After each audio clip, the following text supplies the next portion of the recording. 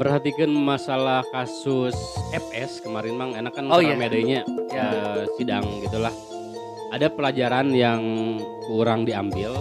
Ya. Ternyata tidak semua yang namanya pemimpin itu bisa bijak anak buahnya.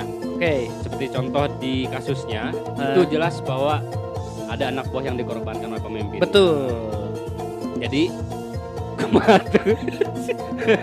Hayu ngobrol di acara podcast Mamang. Kita beresin dulu. Orang teh Nunggu backsoundnya. serius gitu. Nunggu backsoundnya. Antara nunggu backsound yang kita bener tuh orang ngomong teh gitu. Jadi gimana Mang? Sekarang mencuat lagi kasus FS. Iya. Setelah ditahan atau di hold ada G20 kemarin.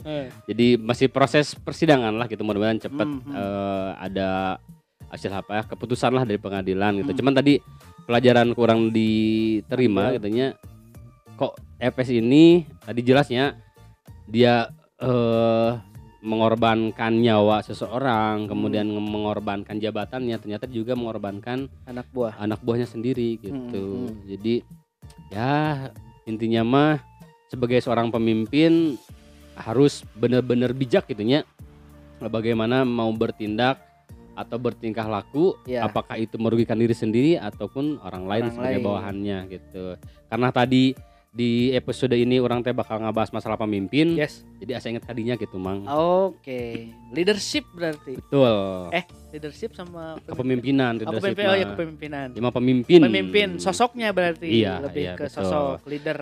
Tapi sebelum kita ngebahas masalah pemimpin, kita akan beritahukan dulu kepada dulur Mamang bahwa episode ini adalah bagian dari tantangan 30 hari bersuara tahun 2022 yang diselenggarakan komunitas The Podcasters Indonesia. 30 hari bersuara ngabam-blam sapeurana. Jadi harus itu dulunya macam eta lah Mang. Sanjani. Takut lupa. Nanti di akhir terus. Bosan cenah. Jadi ngomong gitu teh. Saya nuki bakal ngesan katanya. Tapi ngomongin masalah pemimpin, sosok pemimpin yang adalah pasti yang sosok pemimpin yang ideal, yang menurut masyarakat umum bisa diterima gitu. Tapi kalau tadi yang diomongin kumane sosok pemimpin seperti itu, mudah-mudahan jauh lah dari diri kita. Dan jangan adalah di sekitar kita. Iya. Baik secara lingkungan kecil kita gitunya, ataupun misalnya di Indonesia lah jangan ada lah, cukup itu jadi pelajaran untuk kita semuanya. Karena tadi fungsi pemimpin itu Mang selain memimpin seharusnya mengayomi dan melindungi dan jadi contoh juga gitu kan ya. Benar. Bukan sebaliknya malah mengorbankan tadi misalnya anak buahnya demi istilahnya nafsu atau hasrat dari pribadinya. Gitu. Karena memang pemimpin ini kalau secara bahasa itu orang yang bisa memimpin dan mempengaruhi orang lain.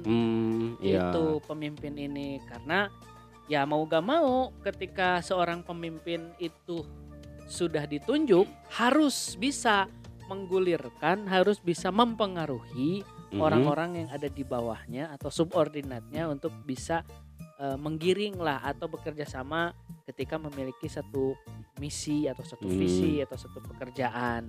Karena kalau ngobrolin masalah atau kalau ngomongin masalah pemimpin tidak hanya di struktural pekerjaan saja, di segala kehidupan, di aspek kehidupan kita tidak terlepas butuh dan ada seorang pemimpin. Betul. Termasuk diri kita pun Mang sebetulnya adalah seorang pemimpin untuk pribadi gitu. Misalnya orang yang masih sendiri, gitu. Orang adalah pemimpin untuk istilahnya diri sendiri badan orang gitu kan ya gitu. Kalau misalnya Mane sebagai kepala keluarga adalah pemimpin untuk keluarga Mane gitu. Kemudian lebih jauh lagi ada Pak RT, Pak RW, Pak Kades, terus lurah gitu. Dan lebih jauh lagi lah sampai ke presiden mungkinnya tinggi-tinggi itu sama pemimpin gitu. Dan berat orang ketika ngedenger pemimpin orang sok membayangkan orang bisa nggak gitu. Berat lah. Bener. Gitu intinya. Karena tadi Mang seorang pemimpin itu sebetulnya atau ketua lah atau apa sebetulnya pemimpin lah kata pemimpin kadang-kadang kita hanya melihat dari satu sisi saja, dari jabatan saja. Ya. Tadi padahal kita sebagai manusia gitu kan, apalagi yang beragama, itu ada sisi pertanggungjawabannya juga. Iya, di akhirat. Ada keterangan kan ya, setiap pemimpin itu akan dimintai pertanggungjawaban atas kepemimpinannya gitu. Ya, makanya orang sok rada ngeri linu gitu ngebahas itu teh. Tapi berharaplah mudah-mudahan ya walaupun mungkin kita bukan orang yang sempurna gitu ya, karena sempurna hanya rokok. Tapi setidaknya kita berusaha untuk menjadi sosok pemimpin yang baik lah, baik untuk diri pribadi kita, keluarga ataupun masyarakat di luar yang lebih luas lagi gitu. Betul. Nah, ngomongin pemimpin, orang dulu sebelum nikah kan orang punya babaturan, awalnya dia seorang terapi, bareng dengan orang di hipnoterapi. Mas Fadli masih ingat. Dia punya lembaga training untuk membaca sidik jari. Jadi sidik jari itu kita bisa dilihat kecenderungan sifat kita seperti apa, terus karir yang bisa mendukung atau mensupport dari skill yang kita miliki itu kemana gitu. Cocok di air atau di darat. Nah kayak gitu. Kamu tidak cocok di air misalkan. Nah Mas Fadli dulu sebagai tanda, ya sebagai hadiah lah ya, pernikahan orang, setelah 2 hari setelah menikah, meskipun dia datang ngamplop deh. Ngamplop. Bunga manehnya. Iya, dikasih hadiah lagi. Kang nanti datang ya ke tempat saya. Dia punya tempat konsultasi. Dia di sana juga ada teman-teman psikologisnya. Nah, kebetulan orang langsung ditangani oleh Mas Fadli ini.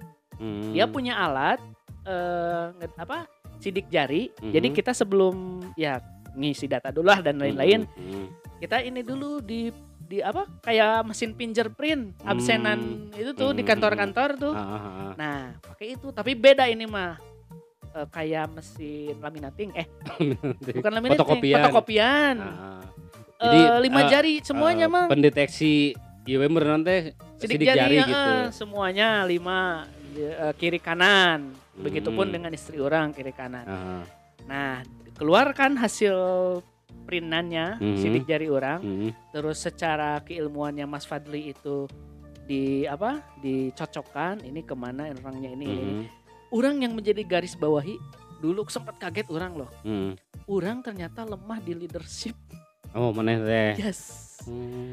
Dan ini menjadi kata Mas Fadli bijak sekali sih bahasanya ya, tidak menjatuhkan orang. Abang psikologi, abang ahli. Dia bilangnya gini ke istri orang, teteh nanti bantu aja si Akang untuk nge-lead.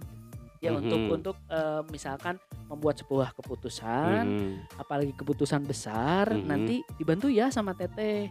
Karena si Akang ini ada sedikit yang harus dibantu dari masalah leadership.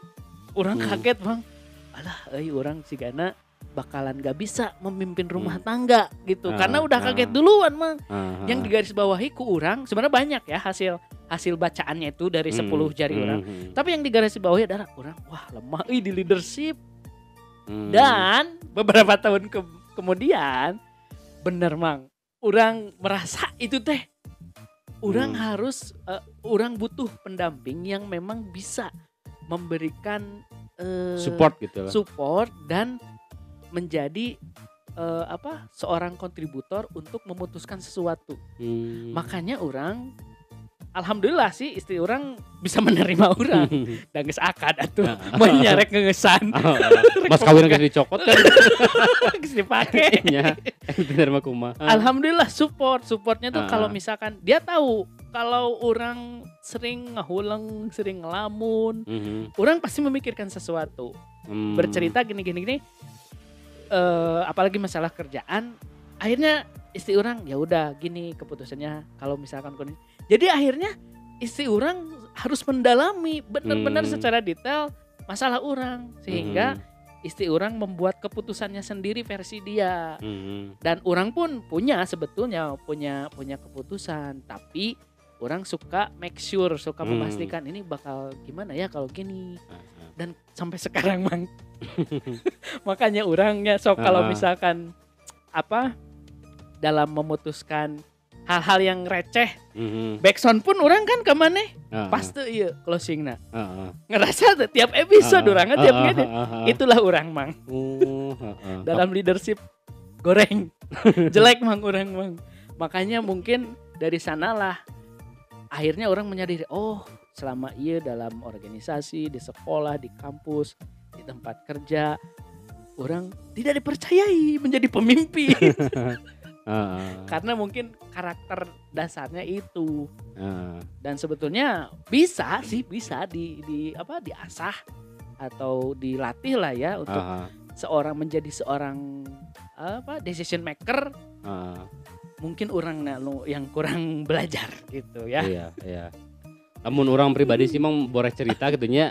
Orang masih sebaliknya berhenti mana sih namanya gitunya. Asli. Namun orang masalah kepemimpinan orang gitu apalnya duka kunaon orang bisa seperti itu. Yang jelas sebenarnya dari mulai orang SMP orang masuk ke ranah organisasi dan menempati posisi sebagai katakanlah pemimpin gitunya. Untuk OSIS lah gitu di SMP, di SMA orang masuk ketua OSIS. Kemudian di kuliah pun orang kan masuk wakil dulu, kemudian jadi ketua KM. Jadi ketua organisasi OG gitu. Iya benar. Oh ini benernya orang ketua kan itu ya. Di kelas orang jadi KM. Kemudian di organisasi orang itu orang hampir 4 tahun mang itu di kelas orang terus-terusan. Jadi ganti-ganti orang teh. Bukan kunaon. Tapi kan 1 tahun lagi periodenya kan 5 tahun. Banyak. Terus di kadang-kadang di di kayak grup-grup kecil, grup lokal jadinya orangnya dikolotkan duka memang orang duka kolot gitunya. Duka seperti apa jika nama gitunya. Anda jangan GR dulu. Orang lain tuh lebih menghargai, lebih kesegan karena Anda secara usia beda. Tapi padahal orang tuh beda setahun 2 tahun enggak mah. Deket aslina. Tapi malah inti namanya kenapa orang misalnya terpaksa gitu ketika misalnya orang diminta untuk jadi katakanlah KM gitu ya. Pertama orang berpikir menjadikan itu sebagai media ibadah orang lah gitunya. Karena tadi orang berpegang teguh emang orang yang baik itu sebaik-baiknya orang itu adalah yang bermanfaat untuk orang lain kan ya. Ketika misalnya kita punya pengaruh dan itu untuk hal positif, why not gitu kan ya, kenapa kacang gitu ya. Jadi bisa kan kenapa kacang. jadi intinya orang ingin mencoba untuk merefleksikan diri orang supaya bermanfaat lah gitu untuk orang lain. Nuka dua orang dia belajar oge gitu.